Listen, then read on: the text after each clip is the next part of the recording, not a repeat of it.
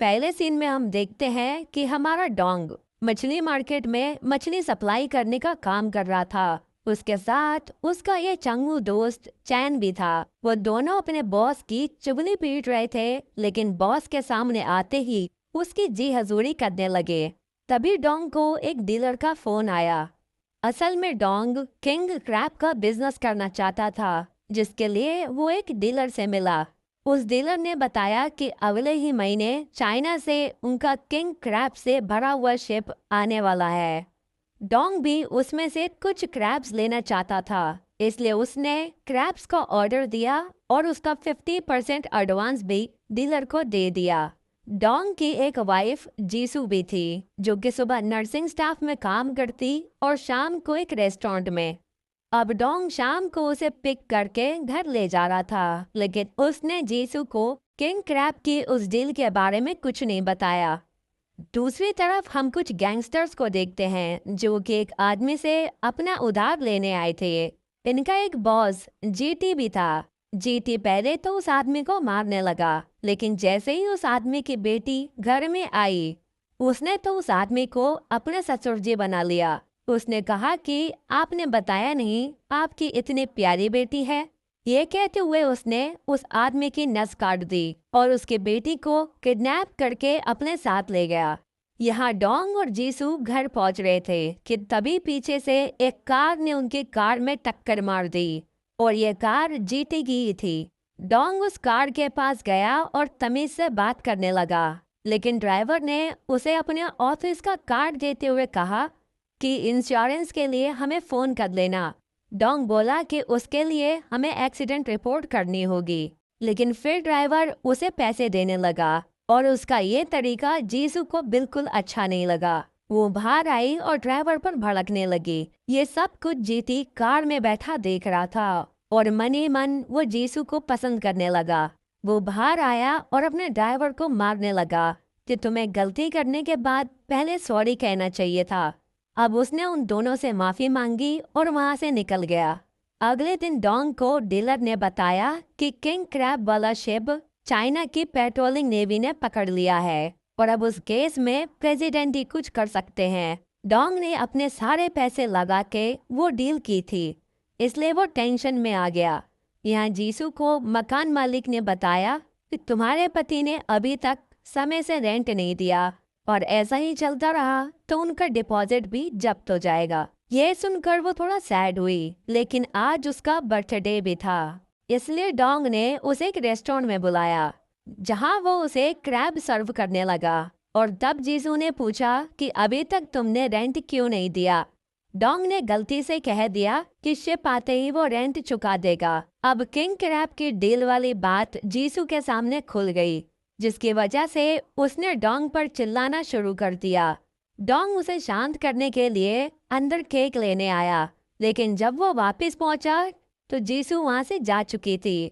उसने उसे फोन भी किया, लेकिन जीसू ने उसे सिर्फ एक मैसेज भेजा कि वो कैब से घर जा रही है। अब डोंग भी घर की तरफ आने लगा, लेकिन बीच रास्ते में एक आदमी की गाड़ी खराब हो गई। यहाँ घर पर किसी ने डोरबेल बजाई। जीसू ने पूछा कि कौन है, पर किसी ने कोई जवाब नहीं दिया। और जब उसने डोर होल से देखा तो कोई अनजान उसके घर के बाहर खड़ा था। वो डोंग को फोन करने लगी, लेकिन तब तक वो लोग अंदर घुस चुके थे और जीसू को बेहोश करके अपने साथ ले गए।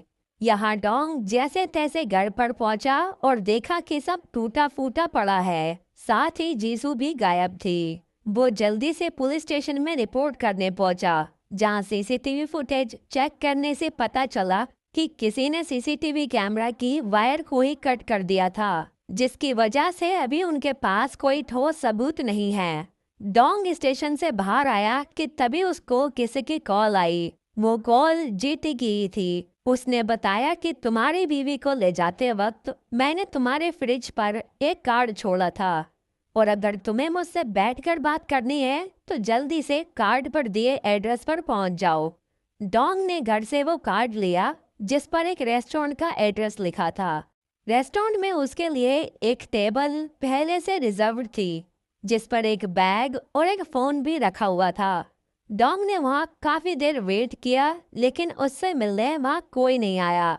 तभी वहाँ रखे फोन पर किसी की कॉल आई।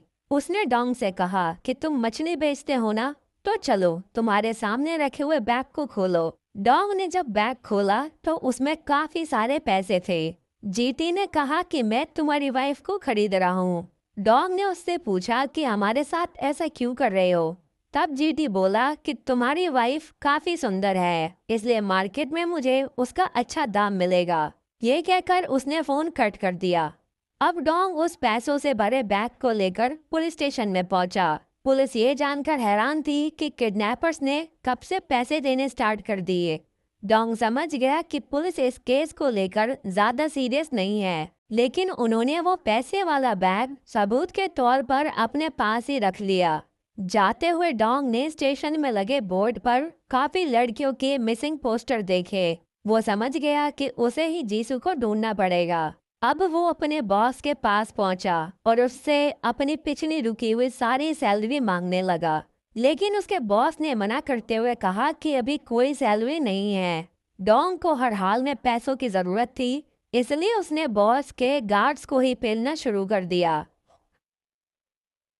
जिसके बाद बॉस ने डरते हुए उसकी सैलरी उसे दे दी। अब उन पैसों से उसने एक प्राइवेट डिटेक्टिव किम को हायर किया।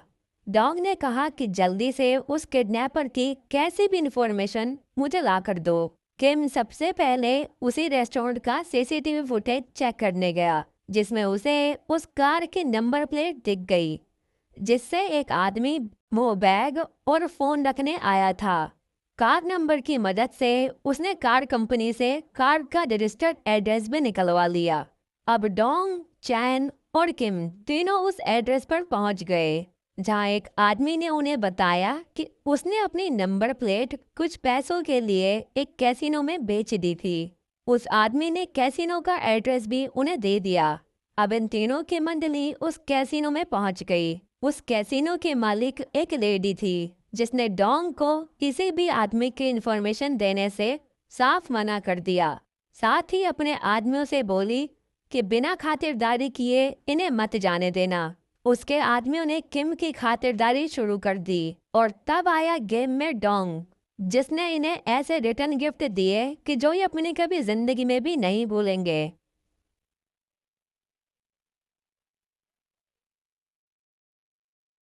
अब उसने दोबारा उस लेडी से पूछा और तब उस लेडी ने बताया कि वो प्लेट उसने जैनसन पोर्ट पर एक आदमी को बेची थी और वो आदमी ड्रग्स की सप्लाई करता है। साथ ही उसने एक क्लब का भी कार्ड दिया, जहां वो आदमी आता जाता रहता है।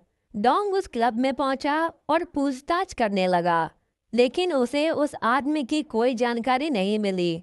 तभी डोंग को बाहर ये आदमी दिखा। वो पहचान गया कि ये वही आदमी है जिसने किडनैपिंग की रात डोंग का रास्ता रोक रखा था। डोंग ने उस आदमी के वैन में जागा तो उसे वहाँ वही कार्ड दिखे जो उसके घर के फ्रिज पर लगे थे। उस आदमी के वापस कार में आते ही डोंग उस पर राशन पानी लेके चढ़ गया, लेकिन वो आदमी जैसे तैसे वहाँ से भाग निकला। तभी डोंग को पुलिस स्टेशन से फोन आया, क्योंकि पुलिस को जीसू से मिलती जुलती एक लाश मिली थी, पर शुक्र है वो लाश जीसू की नहीं थी। अगली सुबह ये तीनों बैठकर बात करने लगे कि जिस लड़की की लाश पुलिस को कल मिली वो 3 साल पहले गायब हुई थी, लेकिन अजीब बात यह है कि वो लड़की कोमा में थी और कोमा में पड़ी लड़की को कोई क्यों ही किडनैप करेगा। इस सवाल का जवाब जानने वो उस लड़की के हस्बैंड के पास पहुंचे। उसके हस्बैंड ने पहले तो उससे एक सिगरेट मांगी, क्योंकि वो फूफू का शिकार था।